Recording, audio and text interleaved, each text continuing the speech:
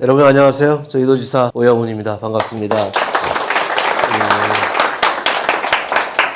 조세현 이사장님, 또 그리고리 신용환 원장님을 비롯한 관계자 여러분들, 기업의 대표자와 또 학계에 계신 또 여러 우리 회원님들 만나 뵙게 돼서 대단히 반갑습니다. 제가 일기 과정에서 제주도 방문했을 때 제주도청 집무실에서 차담을 하고 밖에 가서 사진까지 찍었던 기억이 있습니다. 여기 몇 분 계시는데요. 서울에서 또 여러분들 뵙게 돼서 반갑습니다. 브랜드와 관련된 단체이기 때문에 제주의 브랜드 가치를 어떻게 더 높일 것이냐 하는 부분에 대한 고민에서부터, 그리고 궁극적으로는 제주가 발전하기 위해서는 기업하기 좋은 제주도가 되어야 한다라는 생각을 하고 있습니다. 그래야 지속 가능한 제주가 가능하지 않을까. 제주에 살고 있는 사람들이 즐겁고 행복해야 계속해서 제주에서 살아갈 사람들이 있겠죠. 좋은 일자리가 없다고 지금처럼 계속 서울로, 수도권으로만 오게 되면 제주의 지속 가능함은 저는 쉽지 않을 거라고 생각합니다. 그런 의미에서 제주의 지속 가능한 발전을 위해서 우리가 어떤 관점으로 제주를 바라보고 또 어떻게 우리가 의미를 부여해 줄 것인지, 브랜드 가치를 결과적으로 어떻게 높여줄 것인지 한번 생각해보는 시간이 됐으면 좋겠습니다. 여러분이 알고 있는 내용도 있고 또 여러분이 모르고 있는 내용도 있을 수 있지만, 제주는 대단히 긴 역사적 과정을 통해서 생성되어 왔고 형성되어 왔고 또 앞으로도 더 큰 미래를 향해서 나아가고 있는 섬이 되고 있습니다. 제주도가 왕국이 있었습니다. 잠깐 듣기는 했는데 자세히는 모르실 거예요. 2000년 전부터 시작된 1000년 동안 무려 왕위 계승이 한 62명 왕의 계승이 이제 이루어지게 됩니다. 심지어는 서기 663년에 여기 보시면 아시겠지만 백제가 멸망한 이후에 백제 부흥군이 나당연합군과 전쟁을 벌입니다. 이 전쟁을 벌이는 국제전이 치러지게 되는데요. 백제 부흥군과 그 당시는 외입니다. 일본 외, 그리고 탐나군이 함께 나당연합군과 함께 전쟁을 벌입니다. 당시는 당 고종 때입니다. 척천무가 지배할 때니까 당이 세계에서 가장 강할 때입니다. 그때 당을 상대로 전쟁을 벌였던 기계를 가졌던 나라가 바로 탐나 왕국입니다. 대단하지 않습니까? 세계 최고의 제국주의를 상대로 전쟁을 벌일 수 있다는 그 담대한 기상과 기계는 어디서 왔을까? 저는 놀라지 않을 수 없었습니다. 1000년 전까지만 해도 제주도는 농업 생산성이 거의 제로 상태에 가까웠습니다. 다른 봉건 국가들은 근대 과정 오는 과정에서 농업 생산성이 대단히 높았었죠.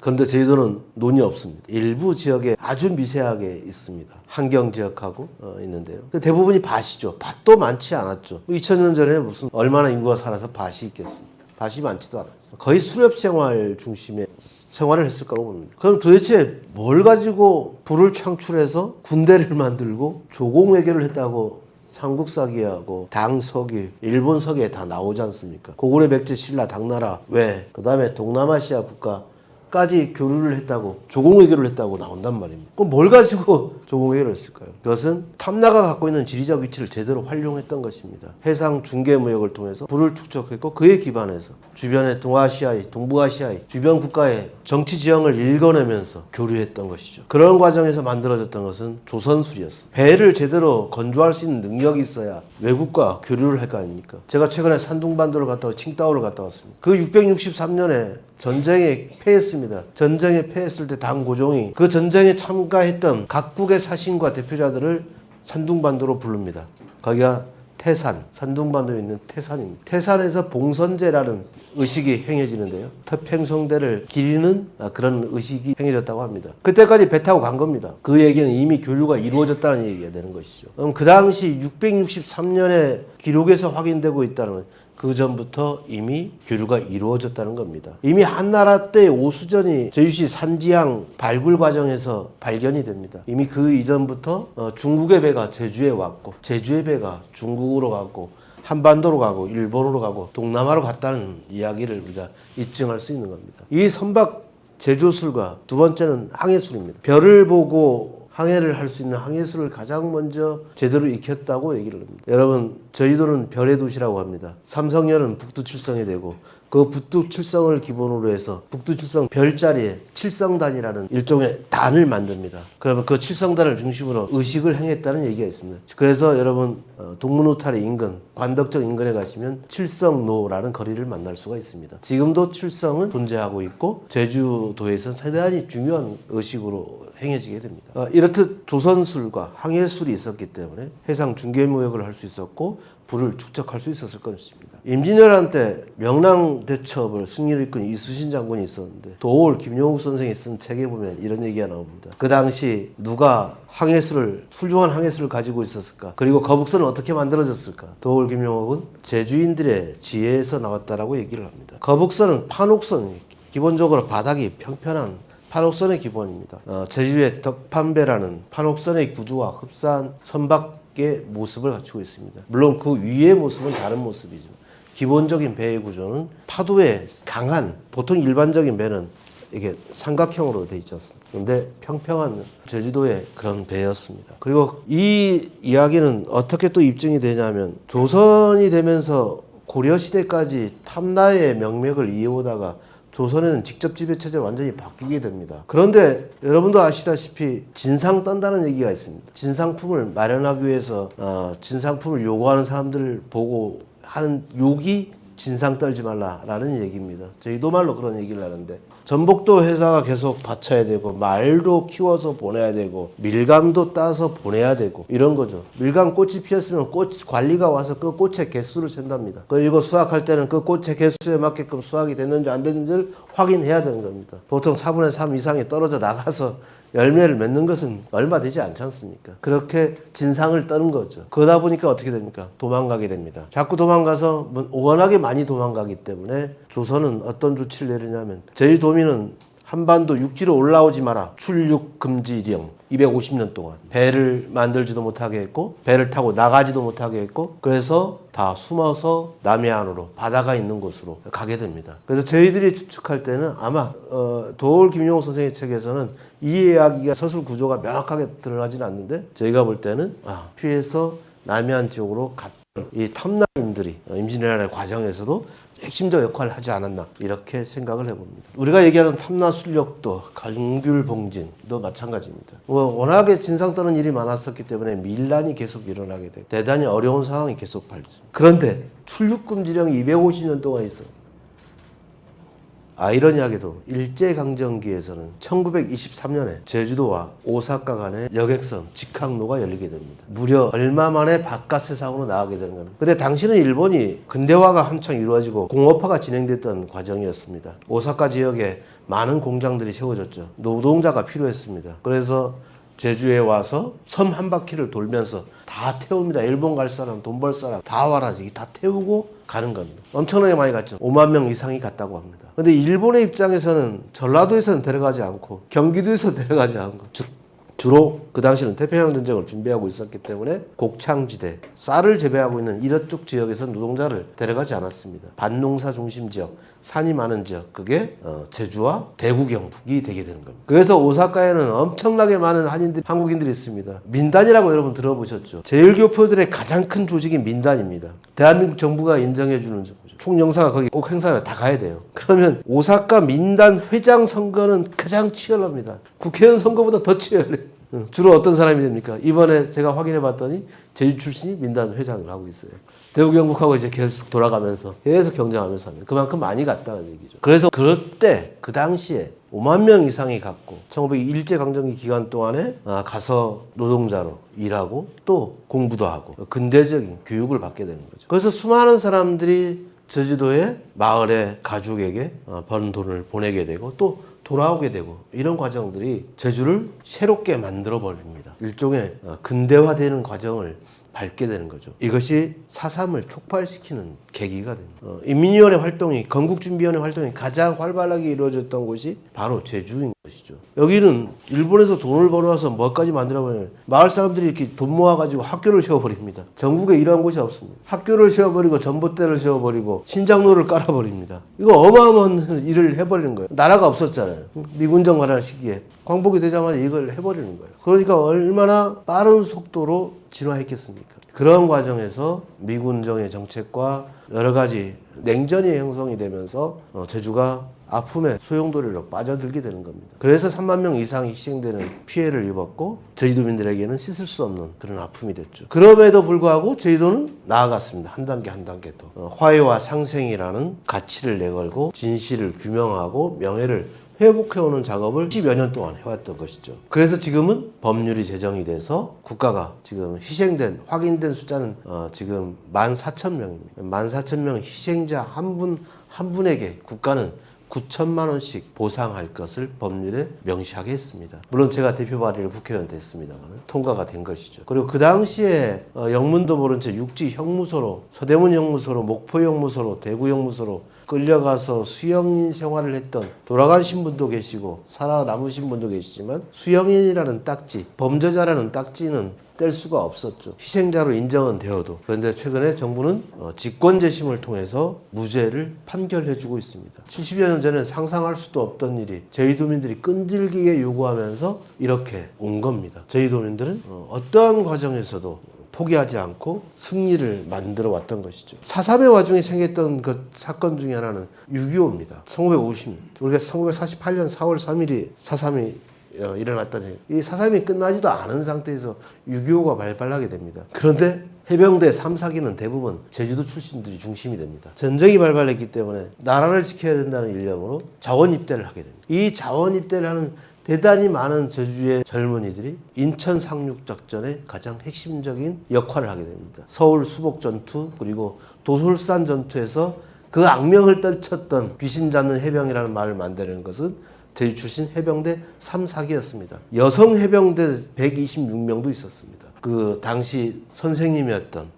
분들 그리고 노동자이 됐던 분들, 농부였던 분들 성별을 가리지 않고 나이를 가리지 않고 직업을 가리지 않고 갔습니다. 당시 6.25 전쟁에 참전했던 제주도민들은 2,260여 명이 전사자를 냈습니다. 그렇듯 제주는 어떠한 과정에서도 나라를 위해서 그리고 제주도를 지켜내기 위해서 싸워왔던 그런 불굴의 DNA를 갖고 있습니다. 이제 4.3의 아픔은 해결됐습니다. 과거의 문제는 해결되고 이제 미래로 나아갈 준비를 제주도가 해야 하는 겁니다. 그래서 미래로 나아가기 위해서 어떤 일들을 할 것인지 많이 고민했고 그리고 민선 8기 지난해 취임하면서 새로운 일들을 진행하고 있습니다. 가장 먼저 제가 제시했던 것은 상장회사 20개를 육성 유치하겠다는 공약을 발표했었고 취임 후에 이 문제를 가장 심도 있게 고민하고 진행하고 있습니다. 이유는 크게 두 가지입니다. 첫 번째 이유는 제주도 인구는 미세하게나마 계속 증가하고 있습니다. 2050년까지는 계속 증가하는 것으로 통계청 보고서에서 보시면 확인할 수 있습니다. 그런데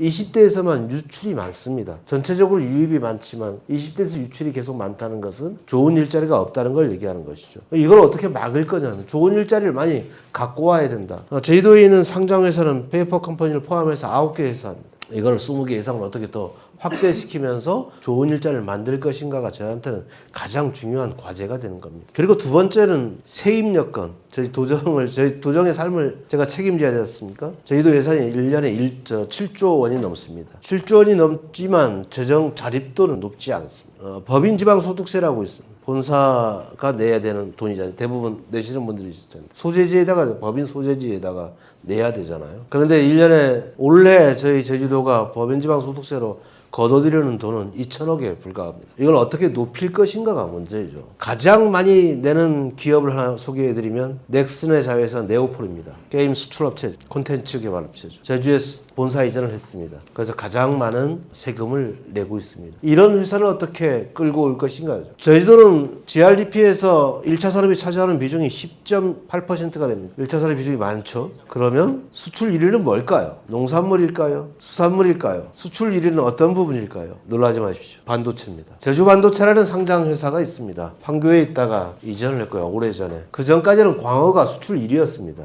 일본으로 이제 광어를 수출했었죠. 지금도 광어는 잘 나가고 있습니다. 미국으로 수출되고 있고 얘는 전부 비행기를 타고 갑니다. 제주에서 양식장에서 만들어진 이 생산된 광어가 화로선을 타고 인천공항까지 갑니다. 인천 인근까지. 거기서 기절을 시킵니다.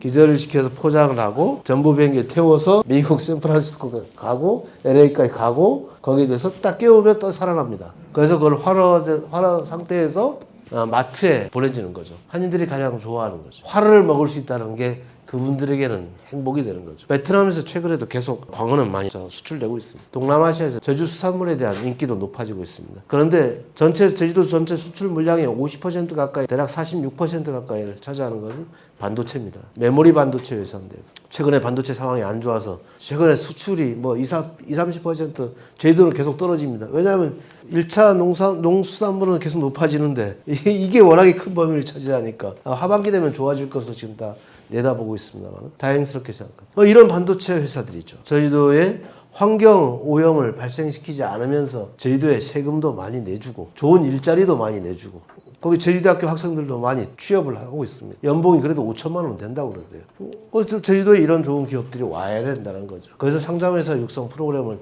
가동시키고 있고, 그래서 한국거래소 등과 함께 육성 진흥 프로그램을 진행하고 있습니다. 그래서 최근에 진단한 바에 따르면 상장 희망 수요 조사를 했는데 51개 업체가 신청을 했습니다. 제대로 어떤 회사인지 우리가 점검을 해봐야 되기 때문에 했는데, 일단 10개 회사는 지금 당장 출발이 가능하다. 그래서 상장회사 육성 프로그램을 시작하겠다 해서 시작을 하고 있습니다. 그 중에서 3개 업체는 올해 연말 내년 초에도 상장이 가능할 정도의 수준까지 올라왔다고 합니다. 이렇게 상장회사 육성 프로그램은 계속 진행이 될 것입니다. 그리고 이걸 뒷받침할 수 있는 상장기업 육성 펀드도 조성을 해 나가고 있습니다. 투자 유치 촉진조례라고 있는데, 제주도가 관광 개발을 하면서 주로 지금까지 지원했던 것은 외자 유치, 투자 유치 과정에서 숙박시설, 관광시설 이쪽에 이제 집중되어 있습니다. 근데 수도권 기업 이전이나 그리고 기업의 육성에 관련된, 즉 설비 투자나 R&D 투자와 관련된 이런 부분에서는 지원할 수 있는 근거 조항이 없었습니다. 어떻게 지원할 것인가. 그래서 조례를 전면 개정하기로 했습니다. 7월 달부터 입법 예고가 있게 되고 개정이 돼서 지원할 수 있는 시스템이 마련되게 될 것입니다. 제주가 최근에 각광을 받는 이유는 워케이션의 성지로 뜨고 있기 때문입니다. 코로나19가 제주한테 준 선물입니다. 저는 그렇게 생각합니다. 많은 대기업이나 중견기업들이 코로나19 당시에 직원들에게 재택근무를 명했죠. 집에서 근무하면서 일하세요. 집에서 일하세요. 근데 요즘 젊은 친구들은 그런 말을 듣지를 않습니다. 가방 가지고 노트북 가지고 제주도로 온 거죠. 거기서 재택근무를 한 겁니다. 한 달 살이 하면서, 2달 살이 하면서 재택근무 열풍이 불었죠. 제주도 곳곳에 가는 읍면 지역에 있는 카페에서도 젊은 친구들이 노트북 하나 갖고 일하고 있는 겁니다. 어느 카페든 그런 젊은 친구들 쉽게 찾아볼 수가 있었죠.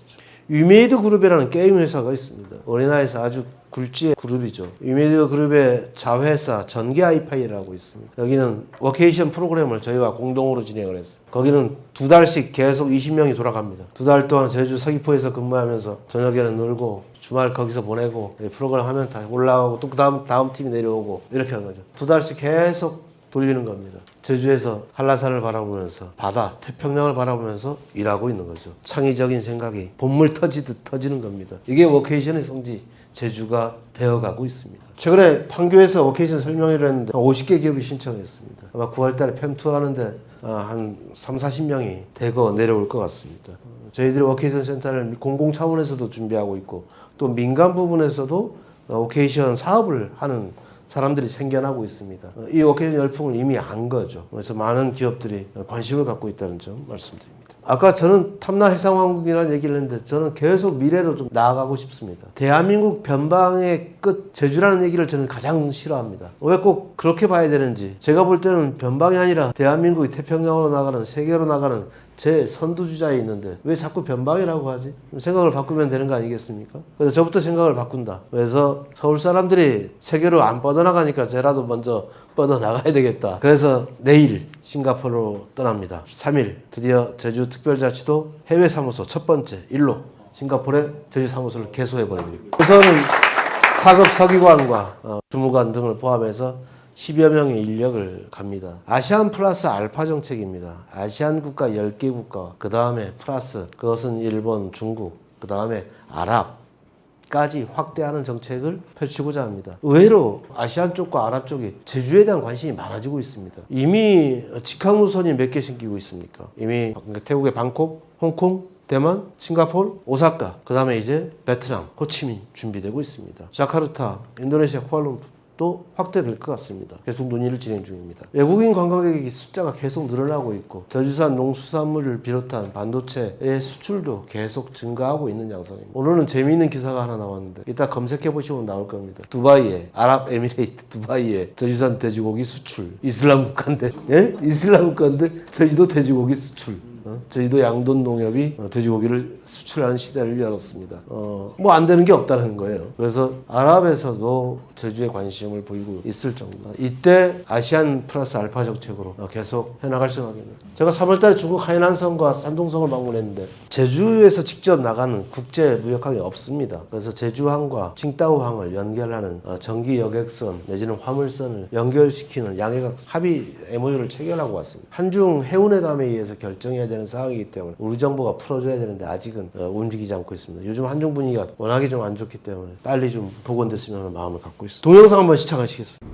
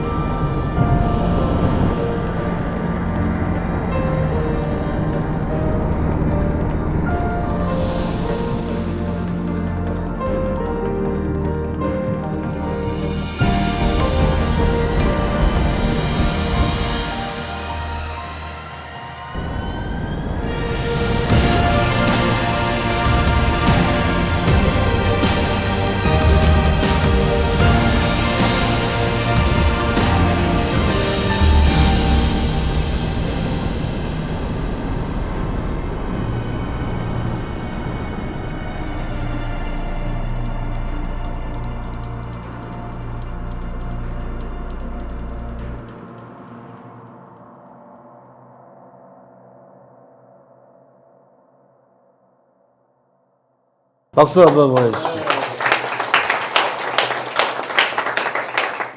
잘 아시죠, 여러분? 한국공항공사 사장 윤영중 사장님 강의 몇 차례 하셨잖아요. 윤영중 사장과 제가 만나서 하고 있는 일이 이 일입니다. UAM 사업, 한국공항공사와 SK텔레콤, 하나시스템 이 컨소시엄을 구성했습니다. 저희도와 함께 관광형으로 시작한다라고 MOU를 체결하고 일을 벌이고 있는 겁니다.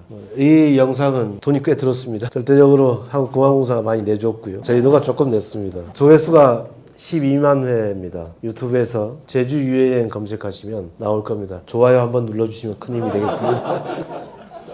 2025년에 상용화 시킬 생각입니다. 내후년입니다. 금방이에요. 원래 10월 달에 제가 조비사를 한번 직접 찾아가려고 합니다. SK텔레콤. 조비사 아까 이렇게 기체에 써 있었죠. 조비하고 그다음 오버에어라고. 조비사는 우리나라 SK텔레콤하고 이 제조 기체를 만드는 일 같이 프로그램을 진행하고 있습니다. 오버에어는 한화시스템하고 같이 진행하고 있고. 그래서 2025년은 상용화를 목표로 지금 모든 일들이 진행되고 있습니다. 아마 연말께 되는데요. 여러분들께서 오시면 회원 등록증이 있으시면 할인 혜택을 좀 검토해 보도록 하겠습니다. 이 UAM이 대단히 중요합니다. 왜 제주도에서 가능하냐면은 하와이 관광객이 1년에 1000만 명입니다. 저희도는 1500만 명, 많이 찍을 때 1500만 명. 지난해 1300만 명 찍었습니다. 원래는 한 1300만 명 정도 찍지 않을까 봅니다. 비행기 편수가 부족합니다. 지금 비행기 예약률이 93%입니다. 비행기 표가 없습니다. 왜냐하면 저비용 항공사들도 다 지금 외국 내선을 뛰어야 되기 때문에 국내선을 더 취재를 못하고 있는 겁니다. 1300명을 보고 있는데 하와이 관광객 1000만 명 중에 7%가 헬리콥터 관광을 합니다. 근데 아까 여러분 만약에 헬리콥터 타듯이 저걸 관광으로 타겠냐면 많이 탈 것 같습니다. 근데 서울 시내에서 저기 김포공항에서 내려서 여기 AT까지 오는데 예를 들면 출퇴근용으로 10만 원 내라고 하면 그거 타시겠습니까? 10만 원? 근데 10만 원 내고 저 30분 동안 제주도 관광하라고 하면 어느 걸 갈게? 제주도죠. 아직 출퇴근용으로는 도입하기가 쉽지는 않을 거예요. 근데 관광용으로는 당장 사업이 된다. 즉 돈이 된다. 그러면 누가 제주에서 조비사에서 어디하고 하자 그래요? 제주도 하자 그러지. 그래서 제주도는 관광용으로 해야 돼. 이거 제가 아이디어를 낸 겁니다. 왜냐하면 처음에 서울 도심항공교통수단으로 출발을 한 겁니다. 가장 좋았던 건 서울역이죠. 서울역, 그다음 강남. 근데 용산이 막혀버렸잖아. 대통령실 가면서. 비행 금지 구역이. 저희들은 비행 금지 구역이 없습니다. 전파에 제한을 받지 않습니다. 누가 우리하고 경쟁할 거냐 이거지. 아니 대구 경북? 아니 군사시설이 공항시설이 얼마나 많은데. 전라북도 인근 안 돼요. 쉽지 않습니다. 그래서 제주에 투자하라고 하는 겁니다. 그렇게 될 수밖에 없다. 그 다음에 심지어는 뭐까지 가느냐. 저희들은 그린수소 글로벌 허브를 구축하겠다. 글로벌 허브예요. 무슨 대한민국 허브도 아니고 글로벌 허브. 재생에너지 발전 비율이 저희들은 19.1%입니다. 전국 평균이 7% 되니까 3배 가까이 되는 거죠. 뭐 또 가장 많기도 하고 바람도 너무 좋고 햇볕도 너무 좋고 많은 거죠. 근데 출력 제어 때문에 요즘 살지를 못하겠습니다. 전기가 남아도는 거죠. 생산을 하면 남는 겁니다. 그래서 그걸 어떻게 할 거냐 하는 문제죠. ESS 저장 장치를 만들 때 돈이 많이 듭니다. 그 다음에 우리가 해야 되는 건 수소를 생산하는 겁니다. 남는 전기를 가지고 이 전기와 물을 통해서 수소를 생산하는 실증 사업을 3메가와트 실증 사업을 원래 마쳤습니다. 이제 6월 말 빠르면 다음 주 늦어도 6월 중에 그린 수소 생산이 됩니다. 그 생산된 그린 수소를 가지고 그린 수소 버스가 대한민국 최초로 운행될 예정입니다. 버스는 이미 9대 다 준비해 놨습니다. 마지막 지금 검사 과정이 남아있는데 순도 100%가 돼야 되기 때문에 이거 체크하는 과정이 있습니다. 대한민국의 모든 수소 충전소는 다 그레이입니다. 그레이. 탄소를 배출하고 있는. 근데 우리는 탄소 배출이 전혀 없는 그린 수소 100%죠. 우리 걸 쓰면 뭐가 됩니까? 알리백을 실현하게 되는 겁니다. 외국으로 수출하고 싶으세요? 그러면 알리백을 해야죠. 선언을 해야죠. 어디 전기를 써야 되겠습니까? 저희도 재생에너지를 써야 되는 거죠. 그래서 아모레퍼시픽이 화장품 회사잖아요. 아모레퍼시픽이 제일 먼저 알리백을 선언하면서 우리 제주도에 있는 마을 풍력발전, 북촌에 있는 풍력발전 회사하고 알리백 계약을 맺습니다. 전기 판매 계약을 맺는 거죠. 알리백은 여기서 생산되는 모든 전기를 사겠다. 그래서 이 전기로만 이 값을 지불하고 알리백을 선언하고 그걸 유럽에다가 수출하겠다는 거죠. 앞으로 많은 기업들이 어디 가서 살겠습니까? 삼성전자가 알리백을 선언했는데 지금 현재 사야 될 곳은 없잖아요. 지금 규모가 워낙에 크기 때문에 외국 가서 사오고 있는 거예요. 근데 앞으로 제주도가 생산을 많이 하면 많이 할수록 제주도 와서 사야죠. 제가 볼 땐 대기업이 저 만나자고 신청이 쇄도할 것 같은데 알리백 하려고 하면 그럴 정도로 저는 준비해야 된다고 생각합니다. 그린 수소로 갈 겁니다. 지금 3메가와트 실증 사업 끝나서 이제 12.5메가와트 실증 사업 이제 올해 하반기 시작합니다. 산자부하고 공동으로 진행하고 있는 거죠. 제주도에 있는 모든 화력발전소 3군데가 있습니다. 삼양화력, 그 다음에 한림, 그리고 화순. 저는 이거 다 수소 발전으로 다 전류한다고 생각합니다. 그 과정에서 혼수 발전이 있을 수 있지만 궁극적으로는 재생에너지와 그리고 그린 수소로 100% 에너지원을 완전히 바꿔버리는, 그리고 화석연료 자동차는 제주도에 발을 딛지 못하게 하는 100% 친환경 전기 수소 자동차만이 다니게 되는 그런 도시로 만들고 싶습니다. 저는 2040년까지 그렇게 가보고 싶습니다. 저는 이것도 할 겁니다. 하고 싶은 게 너무 많습니다. 그런데 환경에 해가 되지 않는 건 저는 무조건 해야 한다고. 제주도가 우주 산업을 할 수 있습니다. 많은 민간 우주 기업들이 관심을 많이 갖는데, 여러분 지금 우주 발사기지가 어디에 있죠? 고흥. 이번에 누리호도 고흥에서 발사했죠. 저도 지난주에 갔다 왔습니다. 특강해달라고 해서 특강하러 고흥군까지 갔다 왔습니다. 그 전에 고흥에 가기 전에 제일 먼저 1단계로 검토됐던 곳은 제주도 모술포였습니다. 항공우주연구원 항우연에서 제시했던 것은 제주도죠. 이유가 있었던 겁니다. 대한민국에서 적도와 가장 가까운 위치가 발사의 최적지라는 얘기입니다. 적도에서 가까워야 적도 궤도에 인공위성을 쏘을 수 있고, 적도 궤도에서 가장 가까운 곳에 지상국 서비스가 있어야 가장 빨리 전파를 수신할 수 있죠. 그래서 적도와 가까운 데가 좋은 겁니다. 그런데 아까도 제가 UAM 때 얘기했지만 공역의 제한이 없어야 되는 겁니다. 우리는 비행 금지 구역이 없지 않습니까? 육지는 많습니다. 발사의 최적지가 아니라는 얘기입니다. 만약에 대전에서 신호를 수신받으려면 우리 제주에서 받는 것보다 4초가 늦는답니다. 적도 궤도에 있는 인공위성에서 신호를 보내는데 가까이 있는 제주도에 보낼 때에 비해서 대전은 4초가 늦는데요. 그래서 우주 관련 기업들이, 민간 기업들이 제주에 문을 두드리고 있는 겁니다. 이번에 누리호 발사의 가장 큰 성공의 핵심적 이유는 이번을 기점으로 민간으로 기술을 이전하는 데 있습니다. 미국이 이미 민간으로 기술 이전을 하고 있죠. 우리가 이제 그 첫 출발이 이번 누리호 발사 성공에서 출발되는 겁니다. 하나 에어로스페이스라든가 이렇게 가는 거죠. 그런데 이 민간 우주 기업의 입장에서는 효율을 가장 크게 내요. 제주의 그 이점을 가장 잘 알고 있죠. 그래서 오고 싶어 합니다. 그래서 저는 다 내어줄 생각입니다. 와라.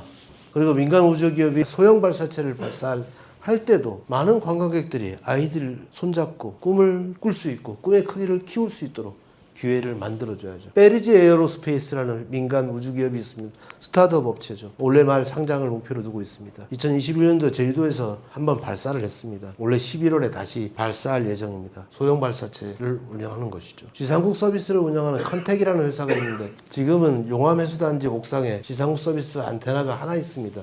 9월에 지금 다시 재오픈할 생각인데 한림호 상대리에 6개의 안테나가 새롭게 지상국 서비스 운영할 수 있는 시스템을 만듭니다. 그리고 우주 체험관을 만들게 되고 이렇듯 우주 기업들이 오고 있습니다. 하나 시스템도 우주와 관련된 아까 제가 얘기했던 UAM 사업과 다 연계되는 사업들이기 때문에 고민하고 있고 제주에 진출을 검토하고 있습니다. 그리고 제주도에는 국가위성통합센터라는 게 있습니다. 부자업 덕천이 일대에 있는데 대한민국에서 쏘아올리는 모든 인공위성, 위성은 거기서 관제합니다. 대전에서 관제하는 게 아닙니다. 거기서 관제하는 거죠. 이렇듯 제주도에서 위성과 관련된 위성을 활용한 다양한 산업들이 새롭게 생겨날 것이다. 그런 미래의 대비를 우리 제주도가 진행하고 있습니다. 제가 그저께 발표한 건데요. 바이오 산업의 선두주자가 되겠다고 하고 있습니다. 그린바이오, 레드바이오, 해양바이오 새롭게 진출하고 있습니다. 이것은 20개 상장회사 육성 사업과 맞물리면서 진행하고 있고 제주도는 생물종 다양성이 대단히 풍부한 곳입니다.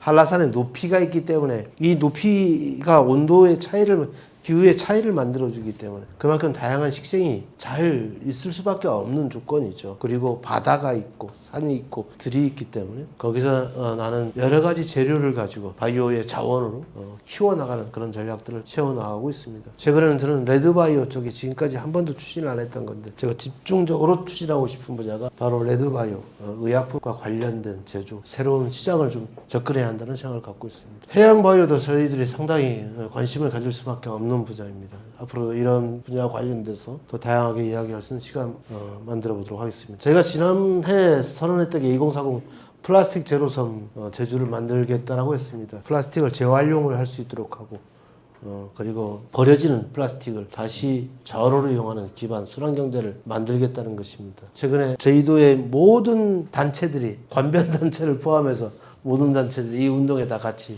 협조를 해주고 있습니다. 새로운 제주도 여러분 만나보시게 될 겁니다. 아까 제가 말씀드렸던 알리백서에 지금 현재 이미 아모레퍼시픽과 북촌 성호폭력, SK ENS가 함께 시작을 했습니다. 원래 본격적으로 이것도 진행이 될 것으로 보입니다. 최근에 이 고향사랑 기부제가 1월 1일부터 시행이 됐습니다. 저희들이 한 달에 한 1억 정도 지금 오고 있는데요. 아직 6억 조금 모자라게 왔습니다만 보통 10만 원을 내면 이제 10만 원의 세액공제를 받는 겁니다. 정치자금 후원해 보신 분들은 다 알 겁니다. 그런데 이 고향사랑 기부제는 거기다가 플러스 3만 원입니다. 10만 원 내면 10만 원 세액공제 받고 3만 원 상당의 특산품을 본인이 선택할 수 있어요. 그러니까 제주도에 기부를 하게 되면 여러분이 뭐 귤을 선택할 수도 있고 탐나는 전을 선택할 수도 있고 갈치를 선택할 수도 있고 뭐 이렇게 있는 거죠. 그런데 반응이 아주 좋습니다. 제주도는 아주 순조롭게 출발하고 있습니다. 근데 데이터를 분석해 봤더니 30대가 가장 많은 거예요. 10만 원 소액 대수가 제일 많습니다. 고향사랑 기부제인데 왜 30대가 제일 많지? 그리고 왜 다 서울 사람들이지? 서울 경기예요. 30대 대한민국의 젊은이들이 제주도를 좋아하고 있다는 얘기입니다. 반증이죠. 1위가 감귤, 2위가 수산물, 3위가 뭐냐면 탐나는 전이에요. 탐나는 전은 지역 화폐입니다. 제주도에 가서만 쓸 수 있는 거죠. 3위가 탐나는 전. 30대 여성이 또 더 많아요. 탐나는 전을 선택하는 확률이 더 많은 거예요. 그럼 이 얘기는 무슨 얘기냐? 나 이제 제주도 가서 써야지? 이거죠. 제주도 방문 의사가 너무 높은 거죠. 저희 입장에서는 고향사랑 기부제 잘만 운용하면 대박 난다. 그렇잖아요. 그래서 그냥 접근하기보다는 기업들하고 여러 가지 제휴, 역할을 좀 많이 해야 되겠다. 협력을 많이 해야 되겠다. 그래서 제가 아까 SK ENS 써 있었는데 SK ENS 제가 한번 갔다 왔어요. 연말에. 지난해 연말에. 밀감 막 가지고 가서 그냥 안 주고 돈 주고 사라고 하고 그 다음에 뭐 이제 또 고향사랑 기부제 쓰라고 하고 뭐 했는데 더 좋아요. 왜냐하면 SK ENS가 제주도에서 사업을 하거든. 아까 수소 생산 사업을 같이 해야 되니까 나한테 뭔가 도움이 돼야 될 거 아니에요. 저 직원분들한테 고향사랑 기부제 동참 유도해달라 이렇게 했던 겁니다. 반응이 너무 좋았죠. 근데 그 출발이 좋으니까 30대가 그 흐름을 쭉 이어주고 있어요. 그래서 앞으로도 고향사랑 기부제, 저는 제주도가 고향인 사람을 원하는 게 아니라 제주도를 좋아하는 사람을 원하는 거죠. 마음의 고향 제주도, 나도 제주도, 우리도 제주도. 제주도 관심 많이 가져주시고요. 기업하기 좋은 제주도 돼가고 있고 또 미래의 가능성이 가장 높은 곳 중에 한 곳이 아닐까 싶습니다. 여러분과 함께 제주도의 가치가 더 클 수 있도록 함께 노력하겠습니다. 하겠습니다. 감사합니다.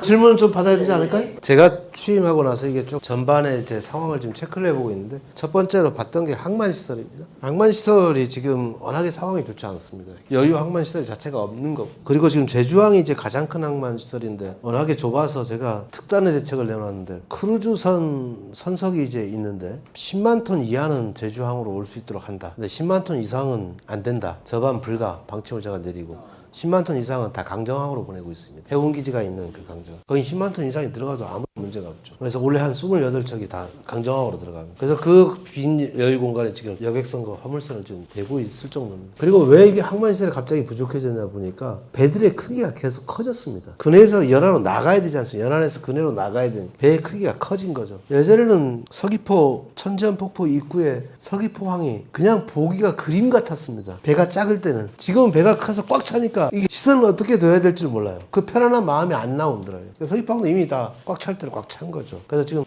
증설을 하고 있는데 아직 모자랍니다. 그래서 지금 전체의 항만시설에 대한 진단 사업을 하고 있습니다. 그래서 아마 이게 진단 사업이 끝나는 대로 새롭게 항만 운영 계획이 좀 잡혀야 될 것 같고요.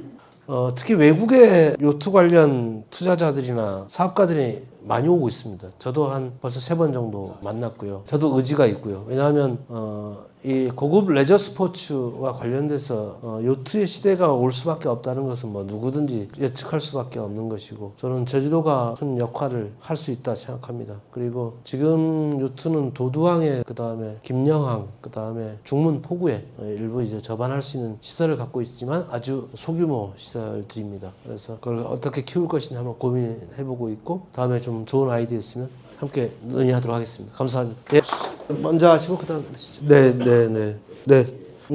아직 그 부분에 대해서 이제 명확하게 정책의 어떤 지향점이나 과제가 수립되어 있는 건 아닙니다. 다만 지금 빅데이터 팀을 만들어서 이제 데이터 정책을 추진하고 있고 우선은 디지털 행정을 어떻게 도입할 것인가에 대한 고민이 있고 이미 그게 아마 9월 정도 되면 1차 완료가 될 것 같습니다. 그 이후에 디지털 트윈에 대한 문제도 더 검토해 볼 수 있겠지만 그 다음엔 또 저희들이 검토하고 있는 건 메타버스와 관련된 어떤 유사한 내용으로 볼 수가 있는데 메타버스와 관련된 아마 투자자들이 또 많이 지금 노크를 하고 있는 것으로 알고 있습니다. 그 부분도 아마 빅데이터 센터와 또 연계된 이런 사업들이 구상이 좀 있기 때문에 그런 사업들을 지금 면밀하게 보고 있고 투자를 적극적으로 유치하려고 하고 있다는 점 말씀. 예, 아까 뒤에 계신. 예. 그 동남아 시장에 대한 수출 진흥 정책을 펼치고 있고요. 그런 차원에서 아마 그 양돈 농협도 이제 그렇게 접근을 하고 있는 것이고요. 1톤에서 출발했지만 또 그 전에 이제 다른 민간업체에서 이미 2년 전부터 했습니다. 양돈 농협에서 이제 처음으로 한 게 기사화된 것이고 지금은 두바이로 나가지만 그 다음에 저는 이제 싱가포르 쪽에서도 관심을 많이 보이고 있는 것으로 알고 있고 그 다음에 홍콩도 관심을 많이 보이고 있는 것으로 알고 있습니다. 그래서 아시안 지역으로의 수출이 더욱더 확대될 가능성이 높지 않나 이렇게 보고 있고 거기에 진흥 정책을 집중할 생각입니다. 만약에 지금 회사가 이제 서울 주소 양재에 있겠죠. 제주도가 참 적지인 것 같긴 한데 왜냐하면 법인지방소득세를 제주도에 낼 수 있다면 저 입장에서는 뭐 업고 다니죠. 서울 사람은 별로 안 좋아합니다. 기업하시는 분들 이렇게 질문하니까 저도 좀 흥이 납니다.